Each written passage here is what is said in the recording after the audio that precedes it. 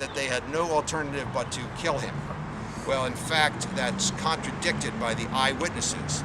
We don't know what the officers have actually said because no statements have been released by the city police, by the district attorney's office, by the coroner, by anyone.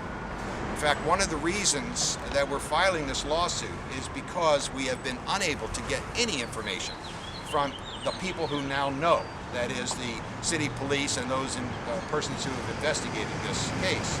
So the only way we can get information is to file a lawsuit and proceed using the processes that are available to federal court litigants.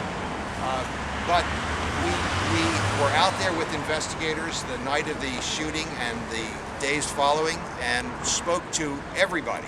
There's only one person who refused to give us a complete statement, and she gave the investigator the impression that the reason she was not giving a full statement was that she had been cautioned by the police not to talk to persons. So we have been trying to get the coroner's report. We haven't gotten the autopsy. We haven't gotten anything. And when I met with the city police chief Helms, just a couple of days ago, with the members of the family who are here behind me, I asked him if he had any information other than what I had. And he, of course, wouldn't tell me anything, so he didn't acknowledge that. I said, do you have any information on the basis of which you could say that you thought this was a justified killing? His response to that was interesting. His response was, the officers did what they were trained to do. I responded that if that's the way they're trained, then there's a big problem with the training. That is the problem. He said we're not here to discuss the training. But we know just from what happened in Albuquerque a week or so ago, where a homeless camper was gunned down by officers repeatedly and killed, that would have been identified and described as a justified killing, but for the fact that there was a camera affixed to the helmet of one of the officers who was doing the shooting. That allowed the public to see the total, reckless, excessive, unjustified force that killed a harmless individual.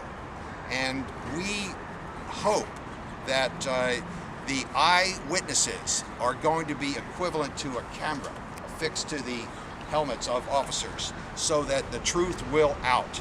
The further we get into this case, the more adamant we are that this is an unjustified killing. The man was known to be mentally ill and non-violent. When the officers responded to the house, they knew that.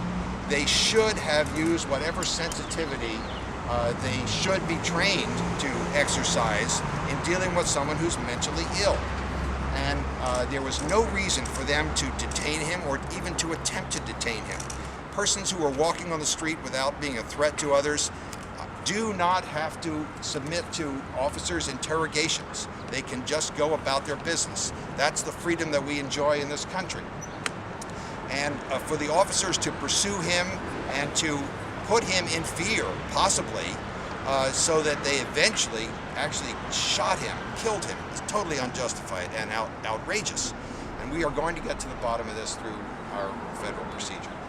We also, because we believe in openness and transparency, we are releasing to you the interviews, the summaries of interviews done with all the witnesses whom we've contacted. So you can go through it yourselves and you can reach your own conclusions. You'll see there are some slight inconsistencies, but there is agreement that he was not charging the officers, that he did not have a knife in his hand, that he was not threatening, and they all knew him to be a peaceful person. So I think if you digest those reports, you could even contact the witnesses yourselves now that you'll know their names, their addresses, their telephone numbers, because they're the public and they have the information which should be made public.